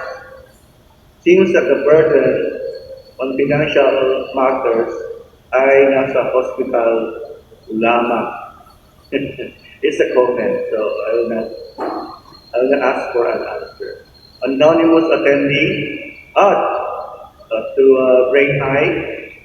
So this app might be fishy for doctors, not familiar with it. How should I approach a physician about my concern coming from an app. Okay, so who's going to answer? Marcus? Sir Marcus? Go ahead. Yes, thank you. So we have obviously done extensive scientific validation on the app, well above of what would be expected for a technology like this, as was demonstrated through the numerous clinical trials we have done and are in progress. But the app is simply mimicking common existing medical tests. The follow the finger or the shining of a light in the eye to test for a pupil reflex should be familiar to most doctors. However, we also do include detailed descriptions and information within the app, within the real-time reports that are generated, as well as training videos and material that we can supply with the application. So obviously we want to work with the clinicians, not against them, and are open to those types of discussions and have that type of information already on hand. Okay, thank you for that. From Dr. Roldan Galvez, what if the patients cannot deposit or pay, even though they said they will pay in full? Then the hospital detains the patient. Who is right, the patient or the hospital? So like I said, after administering the emergency procedures or remedies, then you can ask for deposit. If they will not, because they cannot, then you can transfer them. The problem is if they refuse the transfer. So again, stalemate. That is why I'm asking for a hotline for this stalemate situation. Okay, the next question is anonymous attendee is asking for an accounting clearance fee prior to scheduling for an elective surgery allowed. I don't know quite the context of this. Is the hospital going to make sure that the patient has paid? Is that right? I don't know. Make sure that the patient has paid and clear it with accounting before scheduling an elective surgery. I think if it is not, this is elective, so it's not emergency. So you can always make sure that the payment for hospital bills and the professional bills are okay, for as long as not emergency. All right. So anonymous attendee, in regards to the IRR, sa mga transfer patient po or OR, the accepting hospital can ask for the deposit. Kung hindi naman emergency or scheduled OR, yes, I have repeated that. Yes, you can, for as long as the patient is stabilized and not in an emergency situation. The problem is when it arrives to the hospital where the patient was transferred, then there appears another emergency situation. That's the problem. Okay. From anonymous attendee, can we transfer a patient who is staying in the private cannot or would stay to a ward room in the meantime to mitigate loss for the hospital? For as long as there's an emergency, I think so, yes. Sa umpisa pa lang kasi sa consent or sa admission, you should have made the patient sign already this future possible situation. That if you are not be able to pay, then the hospital reserves the right to transfer you to a ward. Okay. Again, from follow-up comment from Madam Presentación Consulta, pero wala naman siyang comment. Another question from Dr. Roldan Galvez about brain eye. Is there any monthly subscription for this app? If there is, how much? Thank you. So Marcus, are you Yes. Yes. Thank you. Yes, thank you, Dr. Gavas, Dr. Castro. Yes, if you download the app on the App Store, there is a option for a monthly fee or a yearly fee, and it is very low cost. But there is also an 11-day, no obligation, free trial that you can access. But I would say there is a learning curve to the app, so I would love to talk you through how to use it properly and how to use it to the highest level of quality. And there are certain license options that are not available in the app that we'd be more than happy to talk you through. So again, please reach out to us. We'd be happy to chat with you. Thank you. Probably you can join us in the National Convention. I think everyone will be interested to see the app in person. That would be fantastic. We'd be very excited. November 20 to 20, I forgot the date. Okay, you just ask our secretariat. All right. Oh, this is a very nice question. Why does Dr. Castro read the questions and he is also the one to answer? It's because Dr. Janet is not here, and it so happened I know the answer because I'm also a lawyer, and disclosure, I'm also a member now of the FHOB, representing the private institution, which is the Philippine Hospital Association. Okay? Ayoko na masahin yung next na, where is April H? I don't have to read that, okay? So, anonymous attendee, hello po. Kung emergency case po talaga, we need to admit the patient. And after po na stable yung patient, nag-ask kami ng deposit, special na po ang ICU. At ang sagot ng watcher, for patient, ay wala pa po kaming pera ngayon. Pero magbabayad po kami. Alam ba kami magsabi sa kanila na mag-transfer and sila ng pag walang deposit? Kasi baka ma-open namin sila at magreklamo. Yes, that's the thing. You can and you may ask for deposit. Kasi nga stable down. But the problem nga, ma-open sila, and that's the start of everything. That's why we need a hotline. We need a hotline for these situations. And the last meeting with UH, I guess Dr. Abad was there, and I was there in the morning. These things were discussed. Dr. Almora was there also, so Dr. Almora, you can jump in if you want.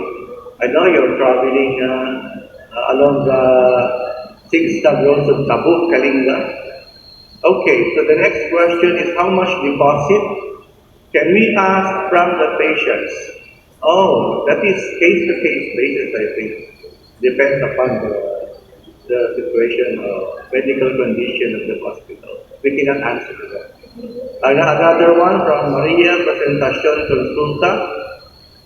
PhilHealth will not pay in case of emergency expense because it is reserved for receiving hospital in case of transfer. So how can the first hospital be paid if the patient is unable or financially unable? Well, sabihin mo lang naman sa PhilHealth, nasa batas magbayad kayo, nasa batas yan. Ang problema, nasa ng guidelines. This is what we should discuss with PhilHealth. Mr. President, please discuss it with PhilHealth about this situation. Dr. Santiago is here, our president. So, anonymous attendee, for confirmation, can the non-payment of deposit for stable patient be grounds for refusing acceptance of transfer by the receiving facility? I don't know. Can you speak for the receiving facility? I don't think so. Kasi you're saying here that refusing or acceptance of the transfer by the receiving facility. I don't know, how can you be sure that they're going to be reduced by the receiving facility? Because they cannot pay the deposit. We're not sure about that. But again, this is part of the stalemate that we need a hotline that we can call at the moment, live, that these things are happening, so that we can resolve the issue live at the moment. I guess that's the last. Is there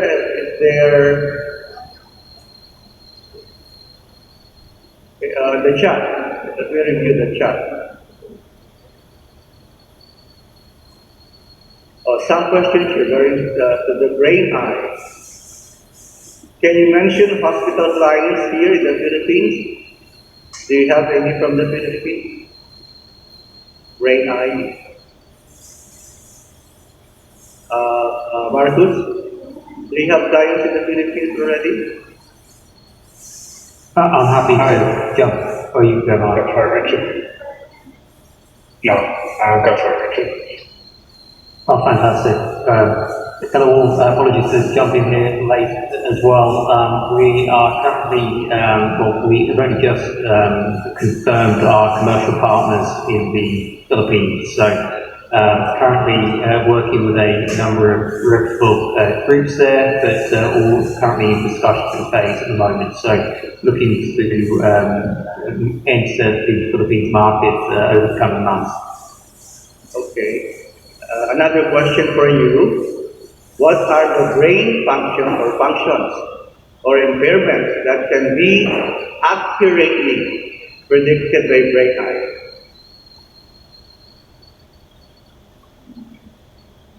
I'm sorry, could you repeat that? I lost the part. Okay. What are the brain function impairments that could be accurately predicted by brain eye? It's almost unlimited. The reality is that you have widespread networks that control the integrity of smooth pursuit, which is what primarily brain eye looks at. So interruption at any level is likely to produce an abnormality in smooth pursuit. It is akin to taking your temperature to know whether you have an infection. It detects abnormality, and it is non-specific in terms of what that abnormality is.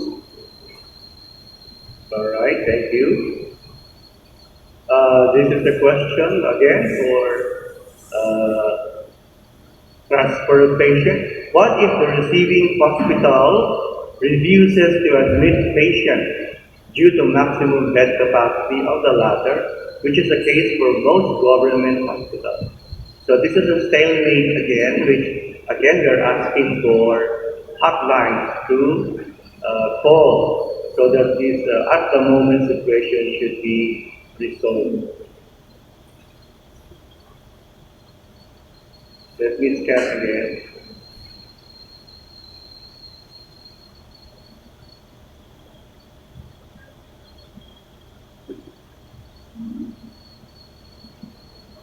I guess there's no more other questions.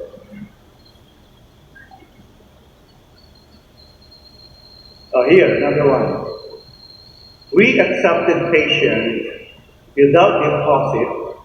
However, some medicines are not available in our pharmacy. Pwede po bang ireseta ang mga gamot sa patient? Do you really have a choice? Wala naman talagang gamot. So, I think there's no choice para mag-reseta. I don't know the policy of the DOH about making available some essential medicines in the pharmacy. That's another hot situation. Dr. Abad, do you have any answers to this?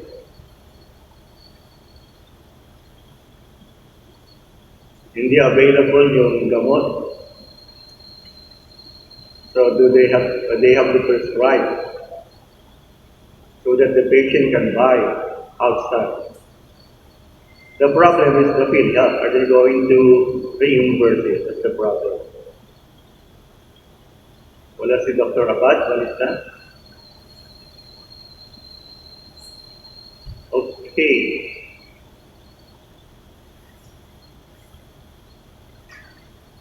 This is an additional question for Brain Eye, for Professor Owen. Is there really a need to establish Brain Eye in the Department of Health, Philippine healthcare setting as a fast-track referral system? Could you answer Yes. that? Yeah, go ahead. Yes, the answer is yes. It is. It's quick. It's easy. It's readily accessible. It's accurate. It detects neurological disease, and it saves resources. I would have thought that not just in the Philippines, but here also, it's essential.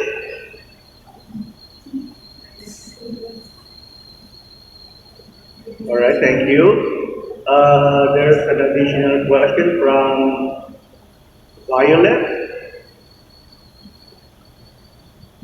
If the patient is scheduled for an operation, should we ask for deposit?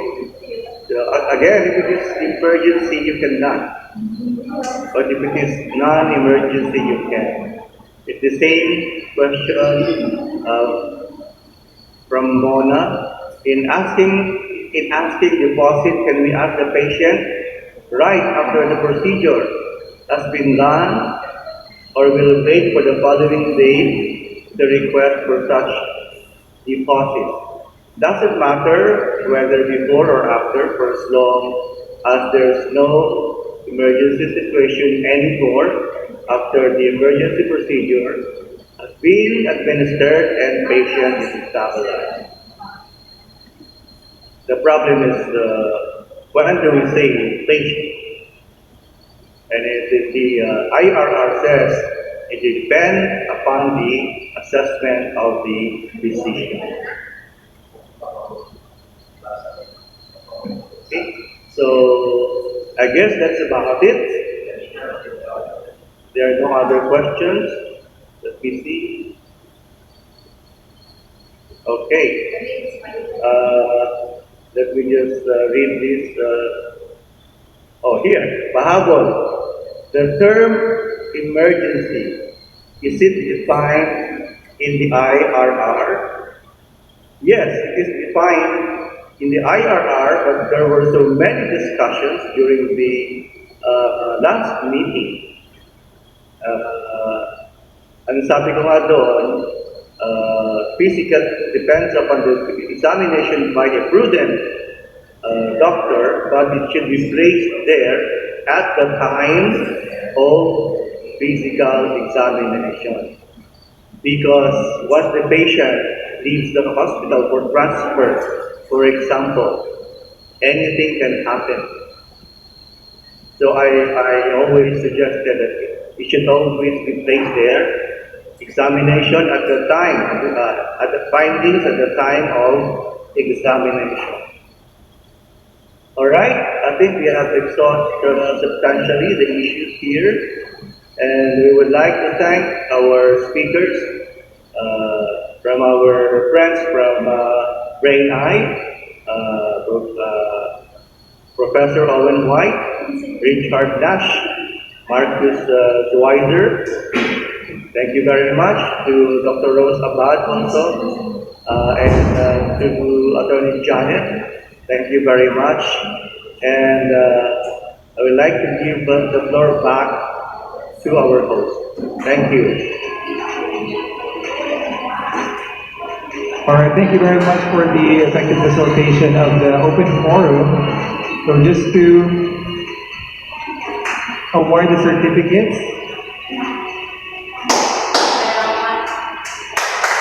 So the Philippine, Dr. Blue, I think you have to do the honors for this. Okay, so the certificate of appreciation is awarded to Attorney Sharade Mercado Grande in grateful acknowledgement and sincere appreciation for having unselfishly shared her professional ingenuity as guest speaker during the virtual webinar series 2024 Part 2 with the theme Healthcare Delivery, Facing the Risks and Embracing the Rewards, and whose contribution further strengthened the enthusiasm of the participants, given this 37th day of April 2024 via online conference.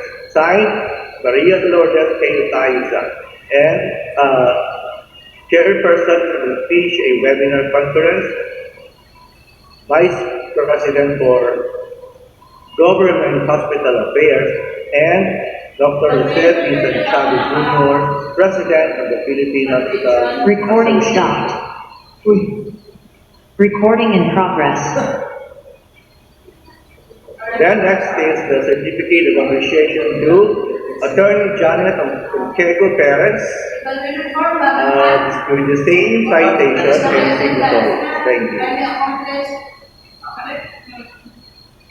And to Brain Eye Philippines, again with the same citation and content and with the same signatories. Thank you very much. Brain Eye Philippines.